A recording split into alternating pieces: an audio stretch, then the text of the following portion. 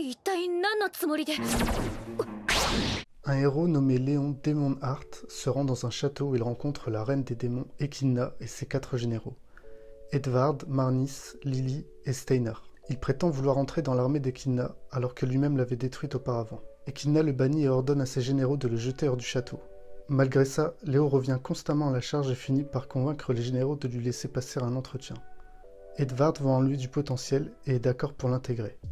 Lily est d'accord aussi car elle a un crush sur lui. Marnis montre quant à elle des réticences. Steiner lui demande pourquoi il veut rejoindre l'armée des démons. Léo finit par révéler qu'après avoir détruit Echidna et son armée, les gens qui l'avaient sauvé l'ont traité comme un monstre et voulaient le tuer par peur qu'il devienne le prochain roi des démons. Ce qui obligea le roi de Rhinalis à bannir Léo du royaume malgré le fait qu'il avait empêché le vol de la pierre philosophale. Léo tombe dans la pauvreté, il perd foi en l'humanité et rejoint les démons. Steiner croit en son histoire et est d'accord pour lui laisser une période d'essai d'1 mois. Cependant, Léo doit rester loin d'Echidna pour ne pas qu'elle l'apprenne. Plus tard, Léo se souvient qu'Echidna avait ordonné à ses soldats de ne tuer personne car elle voulait régner sur une île en paix. Le jour suivant, Léo réveille Steiner en utilisant la voix d'Echidna. Elle panique et attaque Léo folle de rage. Léo réalise alors que Steiner est sous pression du fait que les autres généraux ont dû se retirer à cause des dégâts qu'il avait causés. Steiner est le seul général capable de gérer un empire. Léo décide de l'aider avec le réacteur de mana qui ne répond qu'à elle. Il se transforme en chevalier afin de ne pas être repéré par Echidna. Cependant, il prend des pauses pendant son travail, ce qui énerve Steiner. Plus tard, il appelle une femme nommée Dianette et lui demande de faire un rapport sur les réacteurs. On apprend que Léo a réussi à résoudre le problème pour de bon en accordant les ondes de Steiner aux autres sorciers grâce à un talisman. Puis, il explique à Steiner l'importance de déléguer afin d'alléger sa charge de travail pour qu'elle puisse avoir plus de temps libre. Ils deviennent enfin amis, même si Léo lui demande un baiser en échange de ses services. Plus tard, Steiner demande à Léo de l'aider pour gérer un problème logistique au port de Largo que Lily n'arrive pas à résoudre. Steiner dit que les habitants sont en bons termes avec Echidna et l'aide à transporter des provisions. Mais Lily dit à tout le monde de s'amuser au lieu de travailler. C'est un problème urgent, alors Léo se rend à Largo déguisé en chevalier. Il essaie de trouver une solution mais il ne peut rien faire sans l'accord de Lily. Il décide alors d'invoquer un serpent venimeux afin de s'empoisonner pour motiver Lily à aller lui chercher des herbes. Elle se transforme en un loup divin et fait face à plusieurs épreuves sur la route que Léo avait mis en place afin de lui apprendre l'importance de l'esprit d'équipe et de la délégation. Cependant, au lieu de demander de l'aide, elle fait face aux obstacles seule. Léo décide alors de se déguiser en un homme nommé Cœur Doré. Il la rencontre au moment où elle s'apprête à sauter d'une falaise. Il lui donne des conseils, mais elle parvient tout de même à franchir l'obstacle toute seule. Léo pense qu'il a échoué, mais Lily finit par suivre ses conseils en mettant au point un plan faisant appel à l'esprit d'équipe. Tout se déroule parfaitement et Léo réalise qu'il aurait dû faire confiance à Lily. Plus tard, il est convoqué par Echidna. Il va à sa rencontre déguisé en chevalier et elle l'invite à manger et à boire. Elle lui demande d'enlever son casque et il réussit à changer son visage juste avant de soulever des doutes. Léo veut fuir la situation, alors il essaye de saouler Echidna, mais ça ne fonctionne pas. Il essaye ensuite de lui demander son avis à propos de Léo qui veut rejoindre son armée. Elle répond qu'elle est en colère après lui car il l'a empêché d'avoir la pierre philosophale. Léo lui demande ce qu'elle compte faire avec la pierre. Elle lui parle alors du monde des démons qui est un désert total. Echidna veut aider son peuple à avoir une vie meilleure. Elle a besoin de la pierre pour rendre la terre des démons fertile. Il se rend compte de ses bonnes intentions et lui donne encore plus de respect. Echidna lui demande ce qu'il compte faire, ce qui met Léo mal à l'aise car la situation est délicate. Il s'apprête alors à lui révéler sa véritable identité, mais est interrompu par Steiner et Lily qui lui révèlent que Marnis et Edvard ont quitté l'armée. Après une courte discussion, Léo part à la recherche de Marnis qui prétend être parti à l'aventure. Pendant qu'Echidna recherche Edvard qui est sur le point de se suicider, après avoir vu l'échec de ses soldats contre une chimère, Léo rencontre Marnis et essaie de comprendre pourquoi il veut quitter l'armée. C'est alors qu'il est nerveux à l'idée de faire passer des entretiens dus à ses problèmes de communication. Il demande à Léo de lui apprendre à être sociable pendant les 3 prochains jours. Léo accepte et fait un rapport à Echidna.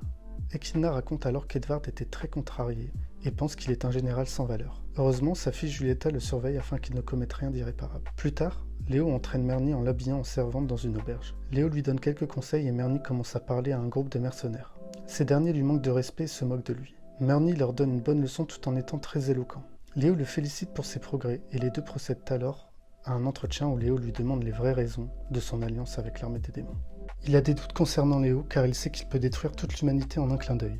Marnie compatit avec Léo car il sait qu'il a dû se sentir trahi par les humains, d'autant plus que lui-même a vécu quelque chose de similaire dû à ses origines. Il confesse à Léo qu'il était surpris de voir qu'Echidna avait de nobles intentions lors de leur rencontre. Planifia alors de prendre sa place au moment opportun. Mais ça c'était avant que Léo n'arrive et les terrasse un par un. Marnie se met à pleurer et Léo raconte une histoire vieille de 1000 ans. Tokyo était une ville très développée mais un portail apparut et laissa entrer les démons sur la Terre. ce qui causa une guerre mondiale et poussa les humains à créer des cœurs de démons pour combattre les démons. Léo est un cœur de démon, mais est le seul à avoir survécu jusqu'ici. Il explique que son programme consiste à sauver l'humanité, et c'est comme ça qu'il a vécu depuis tout ce temps. Cependant, après la trahison des humains, il décida d'arrêter de jouer les héros et de commencer une nouvelle vie. Léo se sent soulagé d'avoir enfin pu partager son histoire avec quelqu'un. Merny est choqué d'apprendre que Léo est âgé de 1000 ans. Léo félicite Merny pour ses progrès et les deux vont dormir. Le jour suivant, Julieta parle à Léo et lui dit qu'Edvard était déçu de ses soldats suite à la défaite contre la chimère.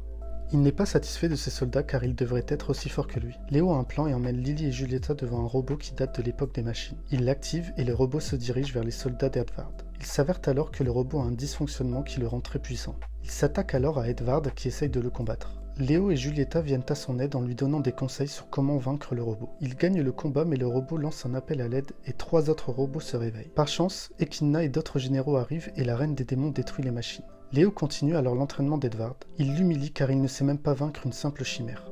Il lui explique qu'il doit travailler en équipe afin de faire face à l'adversité.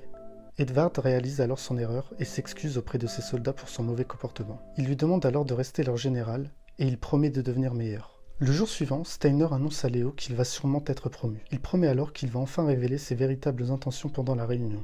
Après cela, il repense à sa rencontre avec Heibrad, un démon populaire. Un flashback commence où l'on voit Heibrad supplier pour sa vie. Il parle de Bélial qui ouvra un portail sur le monde des humains afin d'offrir une vie meilleure aux démons. S'ensuit alors une longue conversation où Léo partage lui aussi son histoire. Les deux se lient d'amitié. Heibrad convainc Léo de vivre une vie qui le rendra heureux. Pendant cette conversation, on apprend que Léo est en fait le modèle le moins puissant parmi les cœurs de démons et qu'il s'entraîne pour devenir plus fort. À la fin de la conversation, Heibrad est arrêté par la police mais reste convaincu qu'un monde de paix peut régner entre les humains et les démons. Heibrad avait planté une graine dans l'esprit de Léo. Il devait arrêter de jouer les héros. De retour au présent, Léo va à la rencontre d'Echidna toujours déguisé en chevalier. Echidna décide de promouvoir Léo, mais avant de pouvoir lui annoncer, une nouvelle éclate. Le portail de mana risque de se fermer dû au manque de cristaux. Ils n'ont que 7 jours pour agir et doivent choisir entre abandonner ou partir à la recherche de la pierre philosophale. Echidna est désemparé et n'arrive pas à prendre de décision. Léo décide d'enlever son casque et révèle qu'il existe en fait 2 pierres philosophales. Il se présente devant elle afin de lui offrir son aide, mais elle décide de l'attaquer, furieuse d'avoir été trahie. Ils finissent malgré tout par faire équipe et vont au sommet de la montagne après que les généraux prirent la défense de Léo. Sur le chemin, Léo parle à Echidna et lui explique comment utiliser la pierre philosophale. Les deux commencent à bien s'entendre. Léo s'ouvre de plus en plus en racontant son passé et annonce qu'il a peur de devenir fou à cause de son programme codé pour sauver l'humanité. Il fait allusion à son véritable but et dit à tout le monde qu'il possède la pierre philosophale dans son cœur. Léo défie Echidna et ses généraux de le tuer pour récupérer la pierre, mais s'ils échouent, il tuera l'humanité tout entière. Il commence par combattre Echidna et déclare qu'il doit détruire le monde afin que l'humanité puisse compter sur lui une fois de plus. Edvard et Steiner se joignent au combat, mais Edvard se fait gravement blesser en sauvant Steiner d'une attaque. Léo explique être frustré par son immortalité et qu'il n'a aucun autre but que la guerre. Echidna et les autres ont du mal pendant le combat et Lily supplie Léo de parler de ses problèmes afin qu'elle puisse lui venir en aide.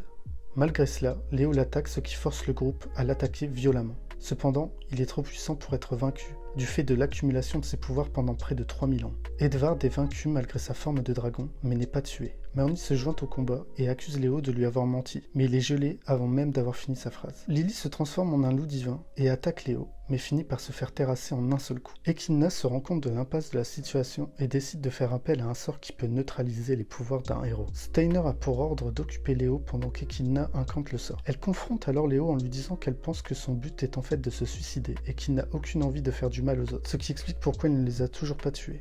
Il met KO Steiner, mais Echidna vient de finir l'incantation du sort et lance ce dernier sur Léo. Elle craint que Léo réussisse à esquiver l'attaque, mais il ne bouge pas et l'encaisse tout en remerciant Echidna d'avoir réussi à le toucher. Il se remémore sa vie en un clin d'œil, et l'on apprend que Léo a constamment cherché à trouver le moyen de sauver l'humanité au fil des années. Petit à petit, il commença à désirer la guerre, afin que le monde ait besoin de lui pour le sauver à nouveau. Il pensa même à créer de nouveaux vilains afin de sauver le monde encore et encore. Cependant, lors de l'ouverture du portail, il se rend compte de sa folie qui est due à son extrême solitude. Il finit par stopper la création de vilains et se rend compte qu'il est en fait le plus grand méchant du monde. Il fallait trouver quelqu'un de confiance pour prendre sa pierre philosophale. On apprend alors que tout ce temps passé avec l'armée des démons était en fait un test pour prouver leur valeur. Echidna apprend que les intentions de Léo étaient bonnes et se sent mal à propos de Léo et de sa souffrance. Léo questionne ses idéaux après qu'Echidna comprenne qu'il voulait juste trouver quelqu'un qui puisse le sauver de lui-même.